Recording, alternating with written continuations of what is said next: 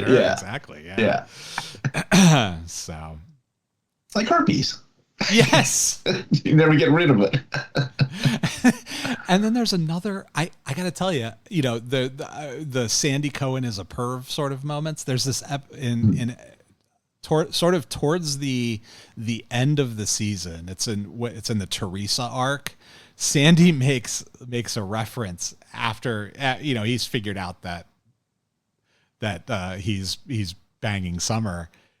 And Sandy makes this thinly veiled pussy eating reference to his teenage kid. And I don't have a clip of it. I wish I'd gone back and pulled it because it's absolutely wild to hear him make a pussy eating joke to his teenage son talking about a teenage girl. It's really bizarre. Really bizarre. But the whole tribulations of how to do good sex that he goes through are so much less entertaining and charming than I remember them being. I found it immediately annoying and not funny. And awkward even. Totally awkward, yeah. Yeah. Totally awkward. But all right, let's see. Anything else on Seth and Summer?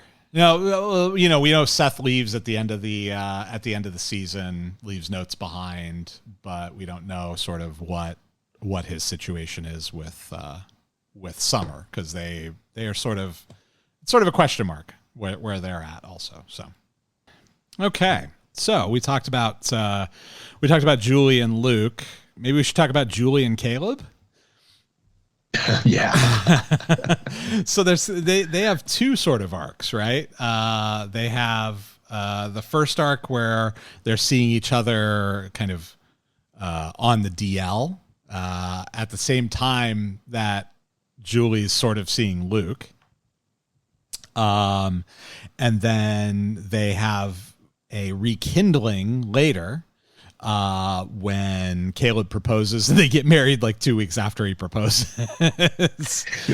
and it never is really clear why Caleb proposes to Julie of all people and gets married so quickly. Like it never has a sufficiently good explanation to me. I think the problem is that it's his daughter's best friend. Like that's an issue, right? I mean, he's just banging his daughter's best friend. Yeah, I mean, I guess Julie Cooper's sort of her best friend, I suppose. Yeah, it's weird. It's definitely weird that he would be doing that, and of course, it's very, very awkward for Kirsten. I actually have a little bit of a clip here that I want to play. I didn't have many clips of the show at all, but one of them is this one where Seth kind of riffs a little bit on what the familial relationships are going to look like after this wedding happens.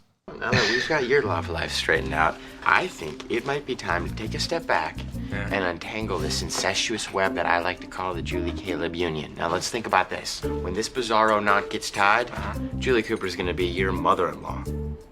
Oh. Yeah, enjoy. She's gonna be your stepmom. Seth, my head is spinning. Yeah.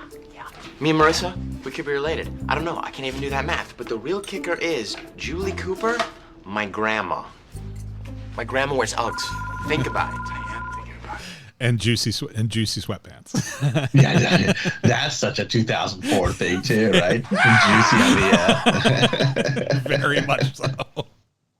I'm pretty sure the Juicy stores are all closed now, but I do remember when they started opening those in the higher end malls, Yeah. Really funny. They had one in Caesar's Palace in that Forum Shops for a while. Oh yeah, was it like next to where Pete Rose used to sign? Yep. No, that's exactly where it was, on that little ramp on the way up to the round area. Yep. Yeah. That's exactly where it was. That's funny. Yeah, and so they end up getting married in the final episode of the season, which is wild. And they have Sandy is Caleb's best man, which made me ask the question of is Sandy Caleb's only friend? Because it's weird having your son-in-law who you don't agree with or get along with as your best man. That's very strange. Yeah. Well, Caleb it should be a guy who has just like multiple, like because he's a very powerful man in the series, and he can't get somebody else. Like, I know, it's wild. It's very strange, and there's this whole thing when they're planning for the wedding too, of like they're looking at these absurd, ridiculous venues, and I'm like, you guys are getting married in 2 weeks. How do you expect to be able to book these venues? There's just no way. That's not the way it works.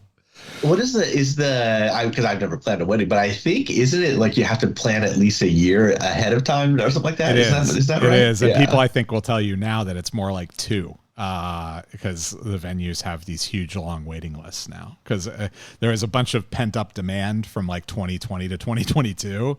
And that's still trying to burn that off the books. Well, yeah. So I think that, it's amazing how the timelines compress and you get all this stuff in a week, Yes. Yes. I also like that, because Jimmy eventually decides to leave, right? So Jimmy Cooper decides to leave because of the, or he's thinking about leaving when Julie's getting married, because he doesn't really know what he has left for him in Newport. And eventually it becomes Haley, and we'll talk about Haley and Jimmy a little bit. But I did like how both Michael Bluth and Milhouse's dad have Phoenix as their fallback option. It's like I'm going to go to Phoenix. Oh, okay. Well, I'm sure that'll be successful this time. But let's see. What else did I want to talk about with Julie and Caleb? I don't understand the gruesome twosome, right? It just doesn't make any sense to me why they're together. And I get that, he's interested in her because she's young and attractive, right? She would be 34 because she had Marissa when she was 18. So she would be, if Marissa's 16, she's 34 now. So she's pretty young. Yeah. But I don't know. It still feels weird. Like, so maybe maybe she is the master of the bedroom. What? Yeah. Maybe I'm wrong about that starfish thing, right? I could be wrong. She rocks his world. Well, there's a reference later where they say that, where they're playing video games. The kids are playing video games, and Marissa Cooper says that she knows how to wield saber. And I was like, I wonder if she learned that from her mom. That's pretty good. Yeah. but I looked up the real life age differences. So like I was thinking about like, what's the real life age difference between Luke and Julie and Caleb and Julie, and which is way more creepy.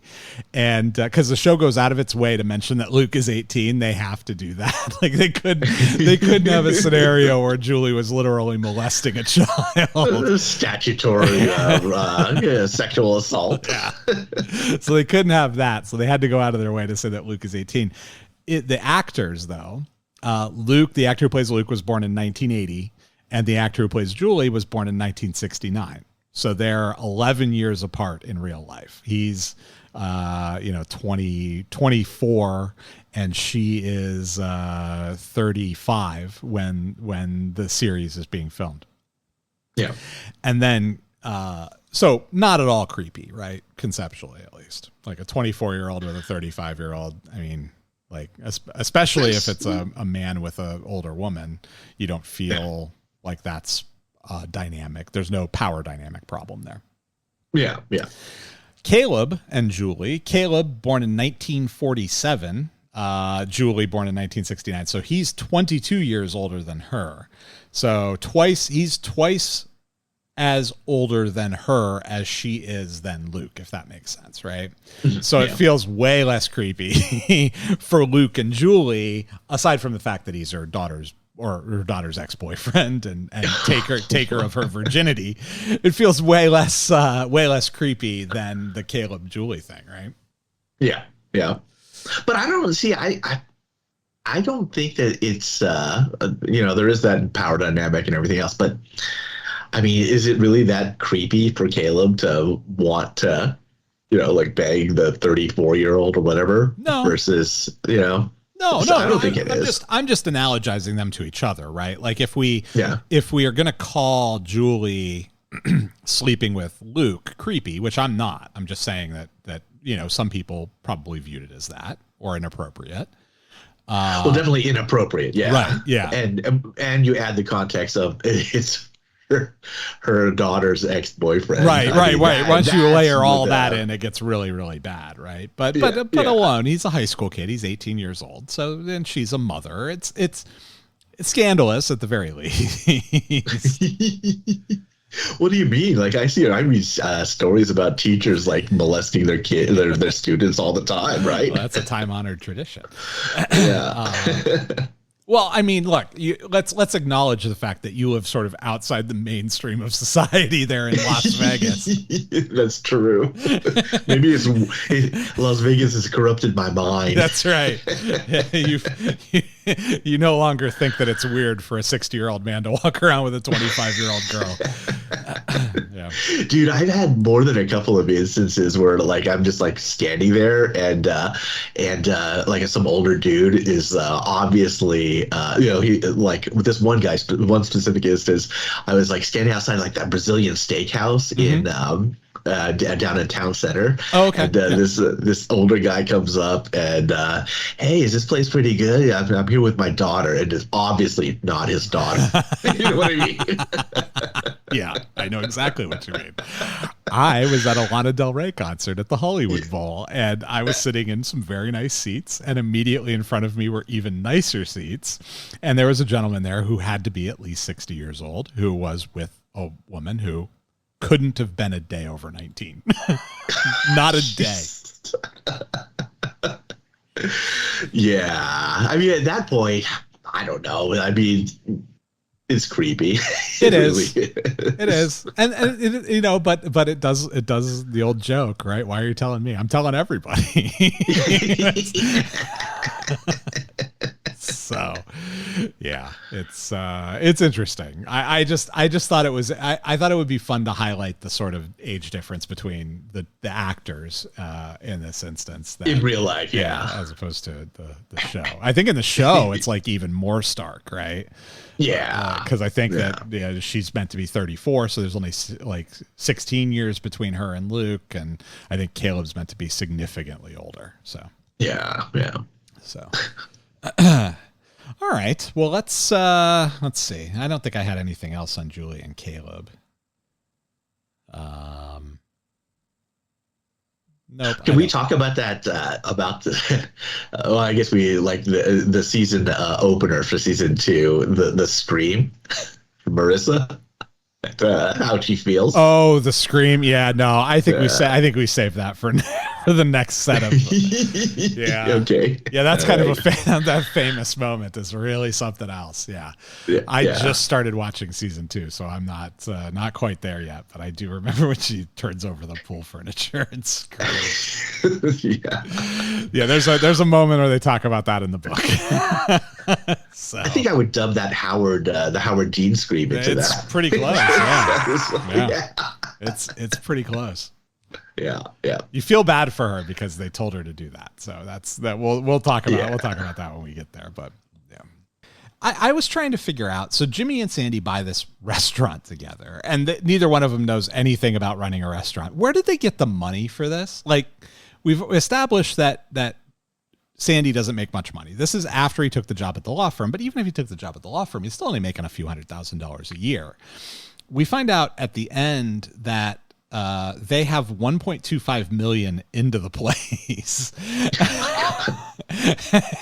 And Caleb buys it from him from 3, so they end up splitting like 1.75 in profit, right? But it's like, where did you guys come up with 1.25 to put into that restaurant? It doesn't make any sense at all. Like, you don't have, I mean, we know Jimmy doesn't have any of that money laying around. We know that they're not going to be able to get a loan with Jimmy's felonies. Did he get it from Kirsten?